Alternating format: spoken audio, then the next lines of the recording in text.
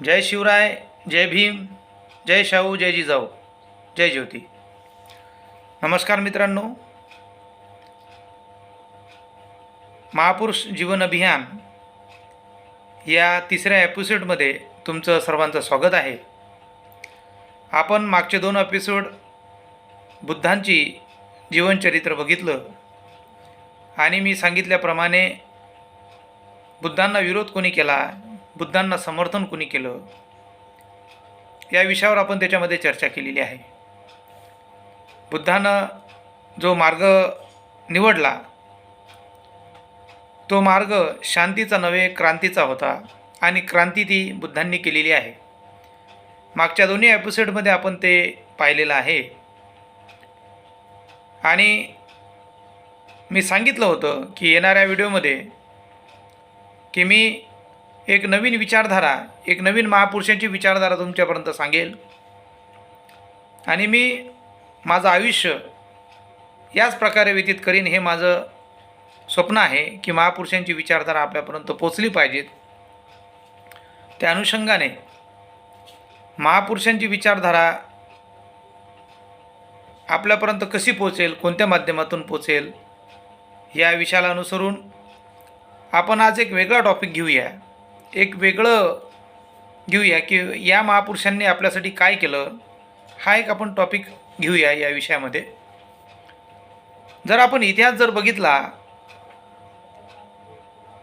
तर महाकारुणिक तथागत गौतम बुद्धांपासून संत तुकाराम महाराजापासून शिवाजी महाराजांपासून फुले, राष्ट्रपिता महात्मा ज्योतिबा फुलेपासून शाहू महाराज आणि शाहू महाराजांपासून विश्वरत्न महामानव डॉक्टर बाबासाहेब आंबेडकर आणि बाबासाहेबांपासून गाडगे महाराज आणि गाडगे महाराजांपासून अण्णाभाऊ साठे, हे सर्व महापुरुष आणि महानायिका आई जिजाऊ, आई रमाई, आई भीमाई, सावित्रीबाई फुले, मा फातिमा शेख,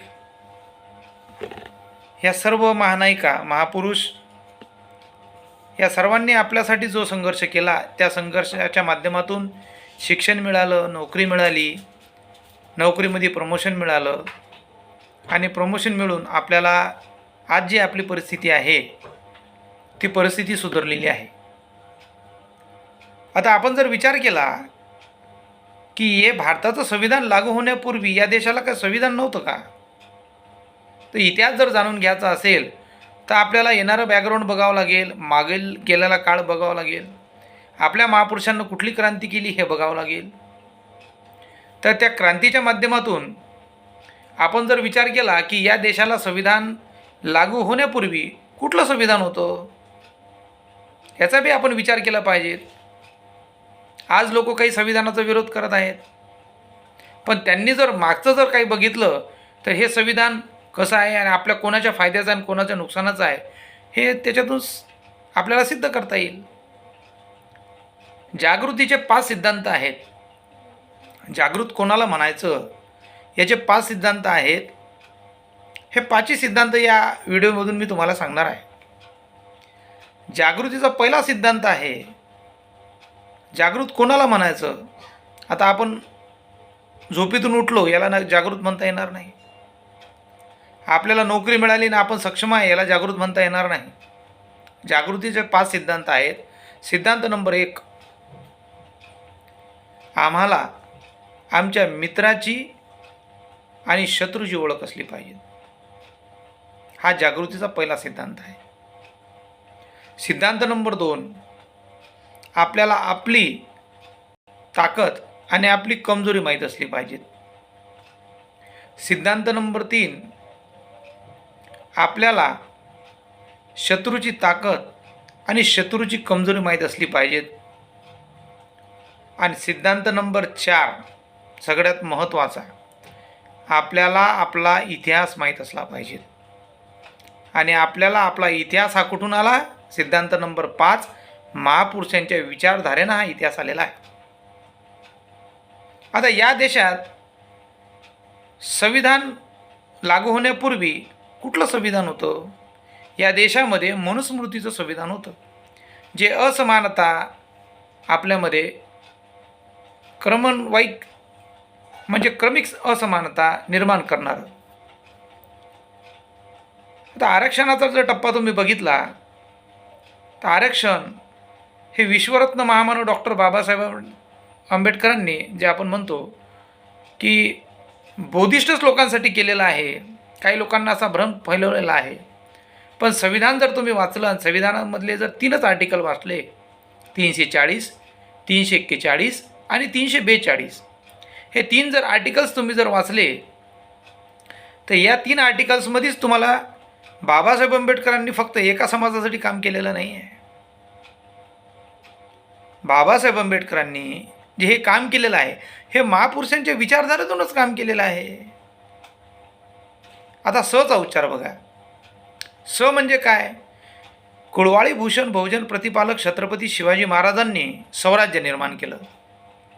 ते स्वराज्य 18 पगड जातीला घेऊन केलं. शिवाजी महाराज गेल्यानंतर शिवाजी महाराजांना आदर्श कोणी मानलं? राष्ट्रपिता महात्मा ज्योतिबा फुलेंनी मानलं. राष्ट्रपिता महात्मा ज्योतिबा फुले यांनी त्यांना आपला गुरु मानला आणि सर्वात पहिली जयंती राष्ट्रपिता महात्मा ज्योतिबा फुलेंनी केली. आता स पासून शिवाजी महाराजांना स्वराज्य निर्माण केलं 18 पगड जातीसाठी आणि पुन्हा स शब्द आला. त्या स शब्दाला सत्यशोधक नाव फुलेंनी दिलं आणि या देशामध्ये सत्यशोधक समाजाची स्थापना केली. सत्यशोधक समाजाची स्थापना आणि शिक्षणाचं पहिलं जे ध्येय गाठलं ते राष्ट्रपिता महात्मा ज्योतिबा फुलेंना आपल्यासाठी केलं. आता बघा, शिक्षणाची एक व्याख्या आहे जे फुले सांगतात, खरं आणि खोटं यातील फरक कळण्याची अक्कल निर्माण करतं ते शिक्षण. काय म्हणतात? पुन्हा ऐका. खरं आणि खोटं यातील फरक कळण्याची अक्कल निर्माण करतं ते शिक्षण. खरं आणि खोटं यातील फरक कळण्याची अक्कल निर्माण करतं ते शिक्षण आणि खऱ्यासाठी संघर्ष करायला लावतं ते शिक्षण. ही शिक्षणाची व्याख्या आहे. बुद्धाने त्याच्यापूर्वी व्याख्या केली, सत्याला सत्य जाणा, असत्याला असत्य जाणा. फुलेंनंतर बाबासाहेबांनी व्याख्या केली, खऱ्याला खरं आणि खोट्याला खोटं मनाला शिकवतं ते शिक्षण. बघा, तिघे लोकांनी एकमेकाला बघितलं नाही पण व्याख्या सारखी झाली. ही आपली महापुरुषांची विचारधारा आपल्याला जोडत असते. आता जर आपण इतिहास बघितला, हे शिक्षणाची व्याख्या त्यांनी सांगितली आणि आपण संविधानात जर बघितलं 341, 342 आणि 340. आता बघा, 340, 341 आणि 342 हे 3 कलम आहेत. आता 340 नुसार ओबीसीला 52% प्रतिनिधित्व आहे आणि 341 नुसार SC म्हणजे शेड्यूल कास्ट 1703 जातीला प्रतिनिधित्व आहे आणि 342 नुसार ST म्हणजे आदिवासी समुदायाला प्रतिनिधित्व आहे. आता बघा, हे जे तिन्ही कलम आणले म्हणजे आपल्या अगोदर बाबासाहेब आंबेडकरांनी त्यांच्या समुदायाच्या त्यांना प्रतिनिधित्व द्यायच्या अगोदर आपल्या मोठ्या भावाची व्यवस्था केली, म्हणजे फुलेंच्या लोकांची व्यवस्था केली, गाडगे महाराजांच्या लोकांची व्यवस्था केली, शिवाजी महाराजांच्या लोकांची व्यवस्था केली आपल्या अगोदर. त्याच्यानंतर आपल्या ताटात वाढून घेतलं. हे आहे संविधान. तर काही लोक भ्रम फैलवतात. जर कायदे जर आपण बघितले, संविधान आपल्या सर्व जे शोषित पीडित लोकांसाठी आहे, ज्याचं शोषण झालेलं आहे त्यांच्यासाठी आहे आणि आज ते लोक त्या संविधानाच्या माध्यमातून निवडून जातात, त्या संविधानाचाच विरोध करतात, त्यांना कोणी काही बोलत नाही. म्हणून आपली ही जे विचारधारा आहे, महापुरुष जीवन अभियान विचारधारा, याच्यातून या गोष्टी आपल्याला जर आपण इतिहास बघितला तर त्या इतिहासातून समोर येते की या लोकांनी एवढे मोठे आंदोलन निर्माण करून आपल्याला हे संविधान मिळालेलं आहे. बाबासाहेब आंबेडकरांनी संपूर्ण महापुरुषांची विचारधारा एका जोड आणली आणि त्याच्यातून हे संविधान निर्माण करून आपल्यासमोर ठेवलेलं आहे. मित्रांनो, आजपर्यंत या देशात जे काही परिस्थिती होत आहेत, आपण आपल्या महापुरुषांची विचारधारा विसरल्यामुळं होत आहे. त्यांचा संघर्ष आपण विसरल्यामुळे हे होत आहे. आपण जर त्यांचा संघर्ष वाचला तर तुम्हाला असं आढळेल की या महापुरुषांनी आम्हा बहुजनांना एकत्र करण्यासाठी संघर्ष केलेला आहे. आम्हा बहुजनांना एकत्र करण्यासाठी यांनी संघर्ष केलेला आहे. आणि आपण त्यांना मानणारी लोक त्यांचं विभाजन करतो आणि जातवार त्यांच्या जयंत्या साजऱ्या करतो. हे चुकीचं आहे. हे जयंत्या साजऱ्या नाही केल्या पाहिजेत, प्रबोधन केलं पाहिजे. उत्सव करू नका अशातला भाग नव्हे, पण प्रबोधन केलं पाहिजे. प्रबोधनातून जनजागृती होऊन या समाजाचा उद्धार होतो. विचार महापुरुषांनी सांगितलेला आहे, तो विचार आपल्या डोक्यात घुसतो. बघा, एका व्यक्तीत जर विचार आला तो विचार त्या समाजापर्यंत जातो. व्यक्तीत परिवर्तन आणण्यासाठी त्या माणसाच्या विचारात परिवर्तन व्हावं लागतं. आणि विचारात परिवर्तन आलं तर त्याच्या समाजात परिवर्तन होतं. आणि समाजात परिवर्तन आलं तर देशात परिवर्तन होतं. आणि देशात परिवर्तन आलं तर हे जे लोक बसलेले आहेत, जे आपल्यासाठी कायदे बनवतात, पॉलिटिशियन लोकांत परिवर्तन होतं. आणि पॉलिटिशियन लोकात परिवर्तन झालं तर या देशाचा विकास होतो. आपण आपल्या महापुरुषांची विचारधारा विसरल्यामुळे हा सत्यानाश झालेला आहे. तरी आपण सर्वांनी एक गोष्ट लक्षात ठेवली पाहिजे की आम्हाला आमच्या महापुरुषांचा इतिहास विसरता कामा नये. त्यांनी आपल्यासाठी जो संघर्ष केला म्हणून आपल्याला हे संविधानिक अधिकार मिळाले. आणि संविधानिक अधिकार मिळून नोकऱ्या मिळाल्या, शिक्षण मिळालं. आणि या महिलांना अधिकार संविधानामार्फतच मिळालेले आहेत. हिंदू कोड बिल समस्त महिलांसाठी महापुरुषांनी निर्माण केलेली आहे. समस्त महिलांसाठी.